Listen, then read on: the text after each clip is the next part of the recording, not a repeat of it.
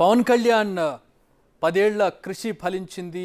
ఎన్నో ఒడిదుడుకులు, ఎన్నో ఓటములు, ఎన్నో సవాళ్లను ఎదుర్కొని క్యాడర్ని కాపాడుకుంటూ ఆయన ముందుకు సాగారు. ఎక్కడా కూడా మొక్కవోని దీక్షతో ఆయన ముందుకు కదిలినటువంటి పరిస్థితి, నిరాశ నిస్పృహలు దరిజేరనీయకుండా ఆయన 10 ఏళ్ల పాటు ముందుకు సాగినటువంటి పరిస్థితి.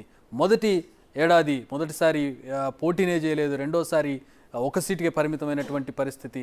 పోటీ చేసి కూడా 2 దగ్గరలో పోటీ చేసి సొంతగా ఆయనే ఓడిపోయినటువంటి పరిస్థితి. అక్కడి నుంచి ఈరోజు పిఠాపురంలో పోటీ చేసి సుమారుగా 70,000 మెజారిటీతో ఆయన గెలిచినటువంటి పరిస్థితిని, ప్రస్తుతం భారీ మెజారిటీతో ఆయన గెలిచినటువంటి పరిస్థితిని మనం చూస్తూ ఉన్నాం. అలాగే ఆయన ఏరి కోరి ఎంచుకున్నటువంటి 21 స్థానాల్లో కూడా ప్రస్తుతం 20 స్థానాల్లో గెలిచే పరిస్థితిని ఆయన చూస్తున్నాం. ఆ ఒక్క స్థానం కూడా మొత్తం 21 స్థానాలను జనసేన గెలుస్తుందా అనే అంచనాలు కూడా కనపడుతున్నటువంటి పరిస్థితిని ప్రస్తుతం మనం చూస్తూ ఉన్నాం. ఆయన భార్య అన్న ఆయనకు వీరతిలకం దిద్దుతున్నటువంటి దృశ్యాల్ని మనం చూస్తూ ఉన్నాం. పవన్ కళ్యాణ్ గత ఎన్నికల్లో తగ్గారు, అంతకు ముందు తగ్గారు, ఈసారి కూడా కాంప్రమైజ్ అయ్యారు.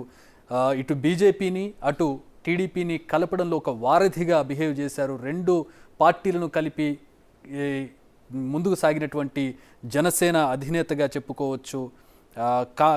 కావాలంటే పార్టీకి సంబంధించిన సీట్లు కూడా తగ్గించుకుంటానంటూ ఆయన బహిరంగంగా అనౌన్స్ చేసినటువంటి పరిస్థితి. అలాగే దాన్ని కార్యాచరణలో కూడా చూపించారు. ముందుగా 24 సీట్లు, 30 సీట్లు అనుకున్నప్పటికీ తర్వాత 24కి వచ్చి 24 నుంచి 21కి వచ్చారు. అయినా కూడా ఆ 21 సీట్లను తీసుకొని ఆయన పోటీలో నిలిచినటువంటి పరిస్థితి.